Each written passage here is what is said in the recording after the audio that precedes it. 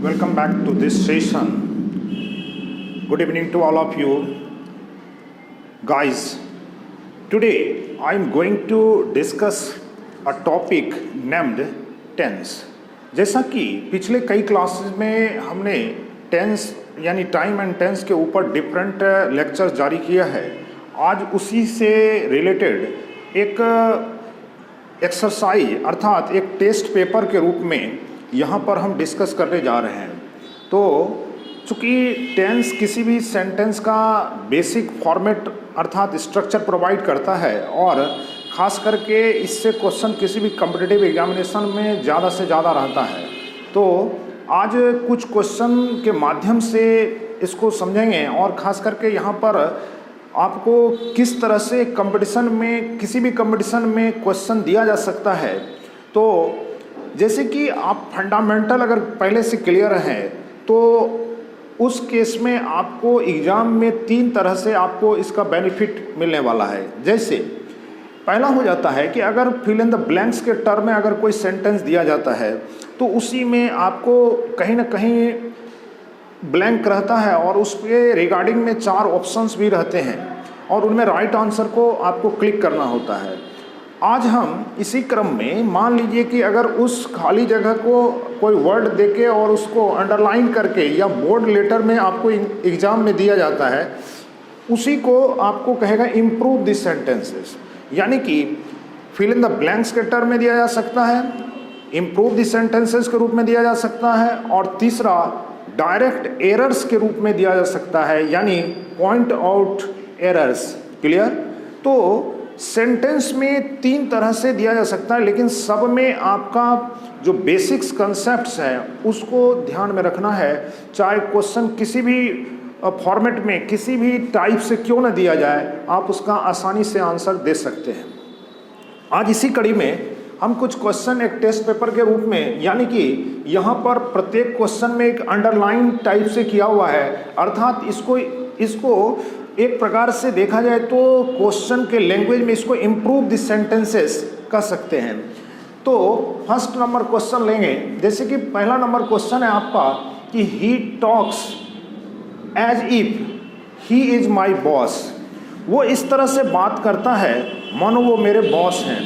कहने का मतलब कि अगर बॉस है नहीं लेकिन बात करने के इरादे से लग रहा है, तो ऐसे सारे सेंटेंसेस जो कि किसी सिम्टम के आधार पर उसको कुछ क्षण के लिए मान लिया जाता है, जिसको सपोजिशनल सेंटेंस कहा जाता है, तो ऐसे सारे सेंटेंस में टू बी वर्ब के रूप में वेयर का प्रयोग किया जाएगा।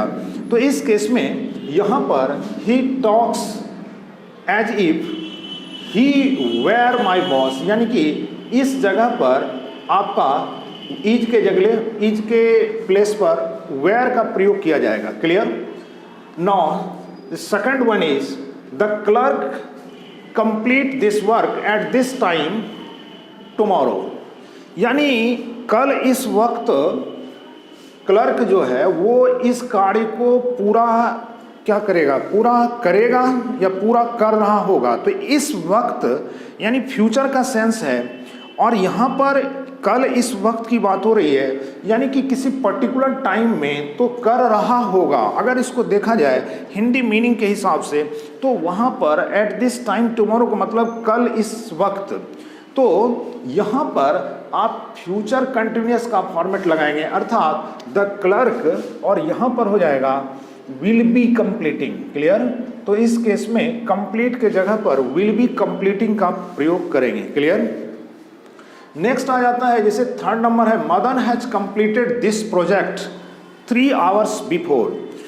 अब देखिए इस तरह के सेंटेंस में जैसे कि मदन हैज कंप्लीटेड, मान लो कि इस केस में यहाँ पर किसी भी सेंटेंस में अगर पास्ट एक्सप्रेसिंग एडवर्ब्स का प्रयोग किया जाता है तो उस केस में हम उसको इस तरह के सेंटेंस में डायरेक्ट सिंपल पास्ट में रखेंगे, यानी कि यहाँ पर 3 आवर्स बिफोर हो रहा है, यानी कि पास्ट के एक्शन को दिखा रहा है। तो इस केस में आप यहाँ पर हैज कंप्लीटेड का प्रयोग नहीं करेंगे, आप यहाँ डायरेक्ट लिखेंगे, यानी कि हैज कंप्लीटेड नहीं होके डायरेक्ट V2 का प्रयोग किया जाएगा, यानी कि सिर्फ completed. Clear? Fourth number question है जैसे कि my friend know your brother since 2000। अब देखिए इस केस में क्या होता है कि इस तरह के सेंटेंस को जिसमें टाइम दिया जाए, चाहे वो पीरियड ऑफ टाइम के सेंस में हो या पॉइंट ऑफ टाइम के रूप में, इस तरह के सेंटेंसेस को यानी आप कभी भी जो बनाएंगे तो दो तरह से बना सकते हैं, एक प्रेजेंट परफेक्ट कंटिन्यूअस फॉर्म में और दूसरा प्रेजेंट परफेक्ट के टर्म में। तो इस सेंटेंस का जो सटीक होगा, चूंकि नो शब्द का यहाँ प्रयोग किया गया है और एक रूल आपको इस तरह का है जो कि मैंने पहले भी डिस्कस किया है कि कुछ इस तरह के वर्ड्स होते हैं जो मेंटली एक्सप्रेस वर्ड्स के कैटेगरी में आते हैं और उन सब का एक प्रकार से कंटिन्यूअस के फॉर्म में यूज इन जनरल नहीं करते हैं। तो इस केस में यहाँ पर my friend has been knowing नहीं देके इसको प्रेजेंट परफेक्ट में बनाएंगे, my friend has known. Clear? यानी कि सिंस 2000 है तो इसको आप इस प्रकार से भी रख सकते हैं, my friend has been knowing. लेकिन मेंटली एक्सप्रेस्ड वर्ड्स का प्रयोग खास करके आईएनजी के टर्म में नहीं होता है और किसी भी इस तरह के टाइम रिलेटेड सेंटेंस को आप दो तरीके से बना सकते हैं। तो इस केस में यहाँ पर प्रेजेंट परफेक्ट का टर्म लगेगा, अर्थात my friend has known your brother since 2000। Clear? Fifth number question है the principal return from Patna day before yesterday. अब इस केस में यहाँ पर टाइम दिया हुआ है डे बिफोर यस्टरडे, अर्थात यदि पास्ट एक्सप्रेसिंग एडवर्ब्स का प्रयोग किया जाता है तो उसको आप डायरेक्ट किस में रखते हैं, तो सिंपल पास्ट में, और यहाँ पर V1 यूज किया गया है रिटर्न। तो इस केस में हम यूज करेंगे रिटर्न्ड, यानी कि V2 फॉर्म ईडी के टर्म में यहाँ पर होगा, यानी कि रिटर्न्ड शब्द का प्रयोग यहाँ पर किया जाएगा, ईडी लगेगा। क्लियर? तो इस केस में पास्ट एक्सप्रेसिंग के चलते पास्ट में इसको रखेंगे। क्लियर? 6 नंबर है कि when he come to me I will give him this notebook. अब देखिए इसको, इस तरह के सेंटेंस को कंडीशनल सेंटेंस बोलते हैं। कंडीशनल मीन्स कि अगर किसी सेंटेंस यानी क्लॉज के पहले कोई कंडीशनल वर्ड लग जाए तो ऐसे सेंटेंस में, खास करके इस तरह के सेंटेंस में विदाउट शैल विल आप फ्यूचर का सेंस प्राप्त करेंगे। यानी कि इस केस में व्हेन ही विल कम का प्रयोग नहीं करेंगे, यानी कि जब वह मेरे पास आएगा, ठीक है, आई विल गिव हिम, यहाँ देन का प्रयोग आप कर सकते हैं और अदरवाइज सिर्फ कोमा से भी आप काम चला सकते हैं। तो कोमा अगर नहीं देंगे तो इस केस में देन का प्रयोग करना होगा, आई विल गिव हिम। अब यहाँ देखिए एक दूसरा रूल भी इसमें अप्लाई हो रहा है कि आई के साथ विल का प्रयोग सही है या नहीं। तो आई के साथ निश्चितता के सेंस में, यानी डेफिनेट का सेंस अगर हम प्रकट करेंगे तो आई के साथ विल का प्रयोग यहाँ कर सकते हैं, क्योंकि ये कंडीशनल है कि जब वह मेरे पास आएगा, यानी कि जब वह मेरे पास आएगा तो मैं निश्चित रूप से उसको यह नोटबुक दूंगा। तो ये एक डेफिनेट के सेंस में यहाँ आई विल का प्रयोग सही भी है।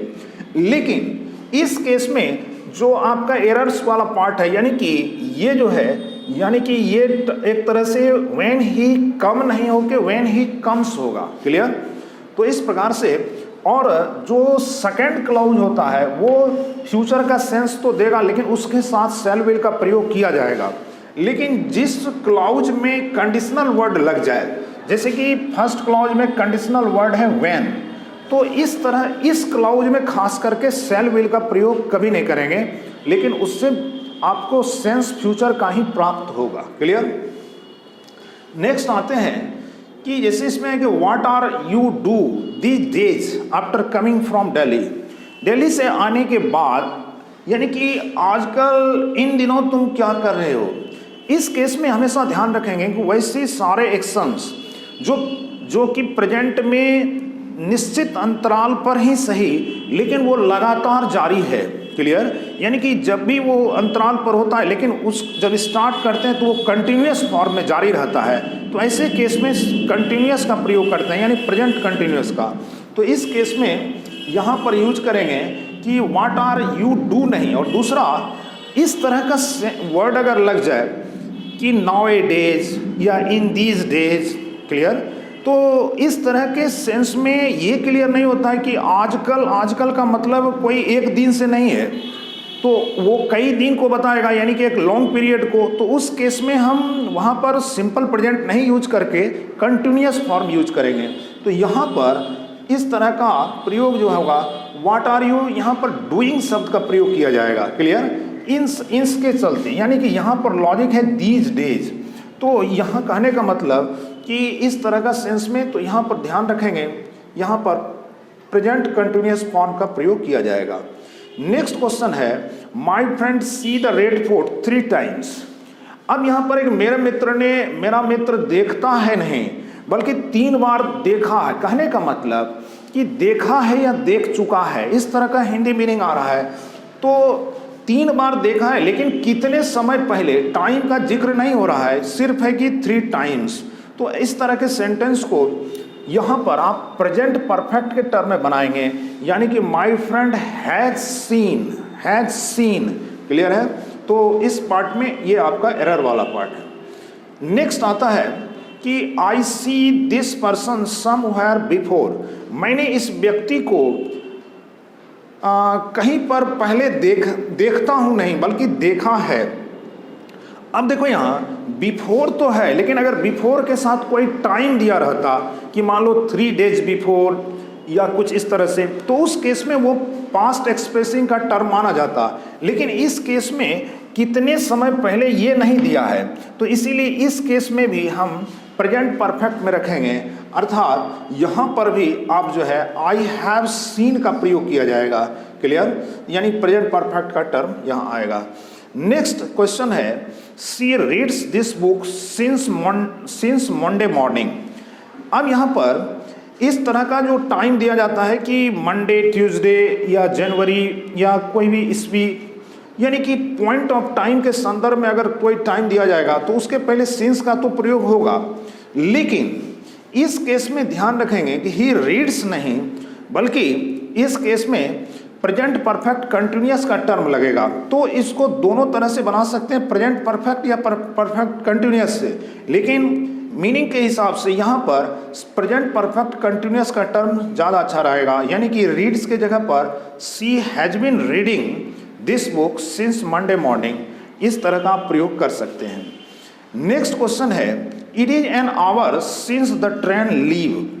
अब यहाँ पर ध्यान रखना होगा कि इस तरह का अगर सेंटेंस दिया जाता है और आपको अगर पूछा जाएगा तो it is an hour since, यहाँ सिंस का मतलब है कि it is an hour before, N hour since का मतलब कि 1 घंटा, यानी कि वो 1 घंटा बीत चुका है।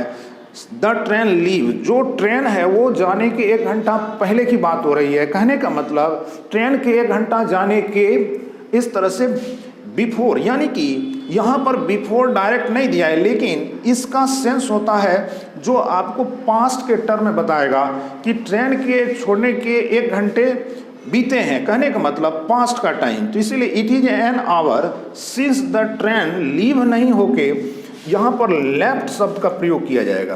क्लियर? सेकंड लास्ट क्वेश्चन है, he not pays his dues, his dues till yesterday, यानी कि कल तक उसने अपना बकाया भुगतान नहीं किया। तो किया के सेंस में यहाँ पर एक नोट पेज, अर्थात नहीं करता है नहीं, बल्कि कल तक उसने भुगतान नहीं किया। तो यस्टरडे हमारा पास्ट एक्सप्रेसिंग एडवर्ब है और टिल यस्टरडे का मीनिंग होता है कल तक, बीते हुए समय तक। तो इस केस में इसके चलते आपको यहाँ पर ये टिल के चलते, अगर टिल नहीं रहता तो डायरेक्ट हम इसको पास्ट में भी बना सकते थे, सिंपल पास्ट में। लेकिन यहाँ पर है टिल यस्टरडे, यानी कल तक। तो मीनिंग के हिसाब से इसको पास्ट में नहीं बना के पास्ट परफेक्ट में बनाएंगे, यानी सिंपल पास्ट नहीं लग के पास्ट परफेक्ट में बनेगा। तो he had not paid his dues, है ना, till yesterday. Clear? Last question इस प्रकार से है कि my friend is very intelligent, या फिर इस तरह से दिया जाएगा माय फ्रेंड इज इंटेलिजेंट, कुछ भी ठीक है। So he will have a doctor one day. Will have सब पजेशन के केस में होता है कि फ्यूचर में कोई चीज़ उसको होगा, यानी कि कोई चीज़ को प्राप्त करेगा या मालिक होगा, यानी कि पजेशन केस में हैव का प्रयोग करते हैं। लेकिन इस केस में कि वह एक दिन कुछ बनेगा यानी डॉक्टर बनेगा, तो यहाँ पर विल हैव का प्रयोग नहीं करेंगे, बल्कि अगर कोई भी फ्यूचर का एक्शन है और उसका प्रयोग अगर इस तरह से बताना है जो कि वो लाइफ में अगर वो अचीव करता है तो लॉन्ग टाइम के लिए होगा, तो इस केस में विल बी का प्रयोग किया जाएगा। जैसे मैं कहूँ कि कोई व्यक्ति है और वो लंबे समय तक उस पद पर रहेगा, तो उस केस में विल बी का प्रयोग ज़्यादा सटीक रहेगा, यानी कि फॉर ए लॉन्ग टाइम के लिए फ्यूचर केस में विल बी का प्रयोग किया जाएगा। तो इस केस में विल हैव के जगह पर विल बी का प्रयोग करेंगे। तो आज समझते हैं कि इस 13 क्वेश्चंस में कहने का मतलब कि इतने एक कंसेप्ट पर हमने चर्चा किया। मैं समझता हूँ कि इसमें कुछ जो भी कंसेप्चुअल है तो उसको आप ध्यान रखेंगे, और ख़ास करके इस पेपर को यहाँ रखने का मेन मकसद है कि किसी भी कंपटीशन में खास करके इस तरह के क्वेश्चन जो दिए जाते हैं वो 3 तरह से दिए जाएंगे। मान लीजिए इसका एक हम एग्जाम्पल यहाँ रखते हैं कि अगर इस तरह का क्वेश्चन दिया जाए और यहाँ पर, तो इसको अगर ऑब्लिक के माध्यम से अगर इस तरह से डिवाइड कर दिया जाए कि इस तरह से रखते हैं, तो आपको यहाँ ए बी सी और डी इस तरह से दे देगा और कहेगा कि किस पार्ट में गलती है उसको पॉइंट आउट करें। तो जो आप पॉइंट आउट करेंगे यानी कि वो आपका एक प्रकार से एरर्स के टर्म में आएगा। क्लियर? तो एरर्स वाला पार्ट इस तरह से, और ये जो हुआ आपका, इसको बोला जाता है इम्प्रूव द सेंटेंस। और अगर इसमें आपको खाली जगह छोड़ दिया जाए तो इसी को बोला जाता है फिल इन द ब्लैंक्स। तो आज के लिए इतना ही। So thank you for watching this lecture.